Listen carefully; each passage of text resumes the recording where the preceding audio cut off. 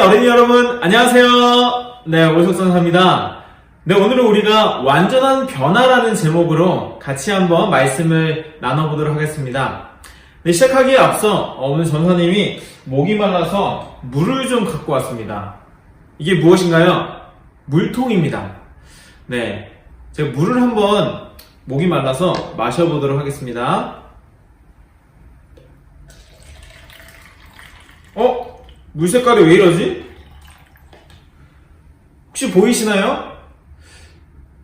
분명히 오래된 물이 아닌데 물 색깔이 이상하네요. 여기 있는 물을 전체 다시 부어보겠습니다. 점점 더 이렇게 진하게 나오는데. 자,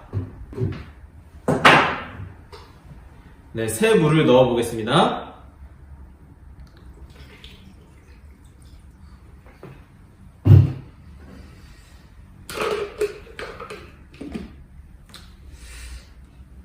자, 이제 새로운 컵에다가 다시 물을 마셔보도록 하겠습니다.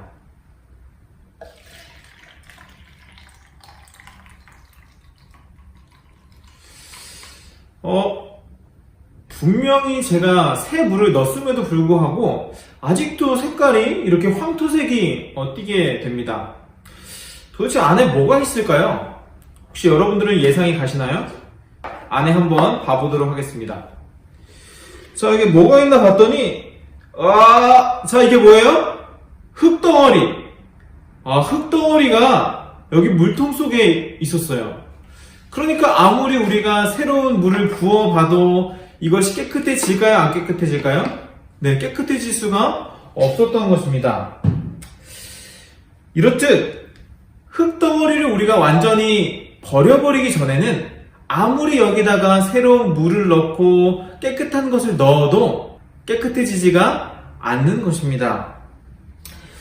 이처럼 누군가가 흙덩어리를 꺼내 주어야 이것이 깨끗하게 되는데요. 오늘은 이 사람에 대해서 한번 이야기해 볼까 합니다. 이름이 무엇입니까? 오네시모. 무엇이라고요? 오네시모. 네, 이 사람은 노예 신분이었습니다. 자, 노예가 있으면 또 누가 있을까요? 네, 주인이 있죠. 주인은 바로 빌레몬이라고 하는 사람이었습니다. 노예는 어떤 사람입니까? 노예는 그냥 주인이 물 떠와라 하면 물 떠오고, 그리고 밥 갖고 와라 하면 네, 밥 가져다 드리겠습니다. 이렇게 밥을 가져오고, 야, 일하러 가라 하면 또 일하러 가고, 한마디로 주인의 말에 순종해야만 하는, 복종해야만 하는 그런 사람이 바로 노예였습니다. 오네시모와 빌레몬은 이러한 관계 속에 살아가고 있었습니다. 그런데 만약에 이 노예가 주인이 하지 말라고 하는 것을 하면 어떻게 될까요? 네, 여러분들이 무슨 잘못을 했을 때 혼나는 것처럼 이 노예들도 혼납니다. 매를 맞기도 하고요. 그리고 그것이 더 심한 경우에는 죽이기까지 합니다. 그러다 어느 날 이 오네시모가 너무 힘들었어요. 노예로서 너무 힘들어가지고 내가 도망을 가야겠다 생각을 해서 돈을 가지고, 빌레몬 주인의 돈을 가지고 도망을 가게 됩니다. 자, 노예가 주인의 돈을 훔쳐가다가 걸리면 어떻게 될까요? 그냥 죽는 것입니다. 네, 죽을 수밖에 없는 그런 존재인 거죠. 만약 어린이 여러분이 주인이라고 한다면, 여러분이 빌레몬이라고 한다면 어떤 반응을 보일 것 같습니까? 감히 노예 주제에 도망을 가? 잡히기만 해봐라. 내가 아주 혼내줄 거야. 빌레몬도 아마 이러한 마음을 갖고 있었을 겁니다. 저 같아도 너무 화가 났을 것 같아요. 네. 이 오네시모는 잡혀가지고 감옥에 들어가게 됩니다. 근데 이 감옥에서 누구를 만나게 되냐면 바로 바울이라고 하는 사람을 만나게 돼요. 자, 혹시 바울 아시는 친구 있나요? 바울 아는 친구. 네. 정말 수많은 친구들이 손을 들어주었는데요. 바울이라고 하는 사람은 하나님의 말씀을 전하는 그 백성들을 괴롭히는 일을 하던 사람이었습니다. 하지만 그가 하나님을 만난 이후에 완전 180도 바뀌어져서 이제는 사람들만 만나면 하나님을 전하려고 하는 사람으로 바뀌어지게 되었습니다. 그래서 저기에 사람이 앉아있으면 가서 하나님을 전하고 이것이 생활화되어 있었던 사람이었습니다. 그런데 감옥에 누가 들어왔습니까? 바로 오네시모라고 하는 사람이 들어왔다고 하는 것입니다. 저 뒤에 사진 보시면 오네시모가 눈을 이렇게 하고 좌절하고 있는 모습을 보이고 있는데 그 사람이 바로 오네시모입니다. 거기서 바로 이 빌레몬의 노예인 오네시모를 만나게 돼요. 근데 세상은 정말 좁아요. 빌레몬이라고 하는 사람은 이미 바울이 잘 알고 있었던 그런 사람이었습니다. 노예로서 아무것도 할 수 없었던 오네시모였고, 그리고 아무도 거들떠 보지 않았지만 바울은 그에게 다가가게 됩니다. 그리고 그에게 말씀을 전하게 되고 복음을 전하게 됩니다. 그리고 이 오네시모의 삶이 완전히 뒤바뀌어지게 됩니다. 그는 회개하게 되었고요. 완전한 변화를 경험하게 되었습니다. 바울은 이제 빌레몬에게 편지를 하면서 이렇게 썼습니다. 같이 한번 읽어볼까요?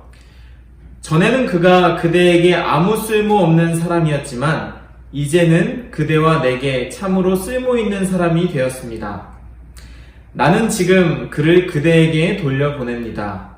이제 그는 나의 심장과도 같은 소중한 사람입니다. 쉬운 성경에서는 심장이라고 말하고 있지만 일반 성경에서는 이 말을 심복이라고 말합니다. 이것은 무슨 말이냐면 가슴과 배를 가리키는 말로서 뗄래야 뗄 수 없는 그런 관계임을 말하고 있습니다. 바울과 그리고 오네시모는 벌써 어떤 관계가 됐어요? 뗄래야 뗄 수 없는 그런 관계가 되었다고 하는 것입니다. 혹시 꿈꾸는 어린이 여러분들도 뗄래야 뗄 수 없는 친구를 갖고 계신 분 있으신가요? 혹 갖고 있는 친구도 있을 수 있고 아직 갖고 있지 않은 친구도 있을 수 있겠지만 갖고 있는 친구는 앞으로 더 친구를 사랑해주고 더 위해주는 마음을 가지면 되고, 그리고 혹 나는 아직 그런 친구가 없어요 라고 하는 친구는 내가 다른 친구에게 그러한 존재가 되어주면 너무 좋을 것 같습니다. 바울은 오네시모라는 노예와 뗄래야 뗄 수 없는 관계를 맺게 되었습니다. 그래서 바울은 계속 옆에 이 오네시모라고 하는 사람을 두기를 원했어요. 너무 마음에 들었기 때문에. 하지만 다시 주인인 빌레몬에게로 보내주기로 결심합니다. 그리고 빌레몬에게 이렇게 말합니다. 같이 읽겠습니다.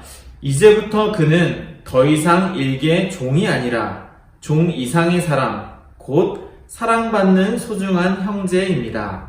특히 그가 내게 있어 그러하다면 그대에게 있어서는 사람으로서나 또는 주 안의 형제로서나 더욱 소중한 존재일 것입니다. 빌레몬서 1장 16절 말씀. 바울이 오네시모를 빌레몬에게 보낸 이후 어떻게 되었을까요? 그것은 성경에 기록되어 있지 않지만 바울의 마음이 담긴 편지를 받고 용서를 해 주었을 것입니다.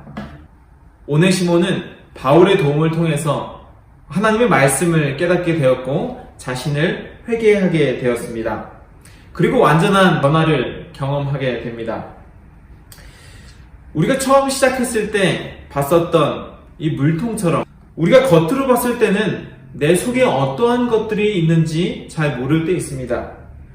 그리고 내 속에 어떤 것들이 잘못되어 있는지 잘 모를 때가 많이 있습니다.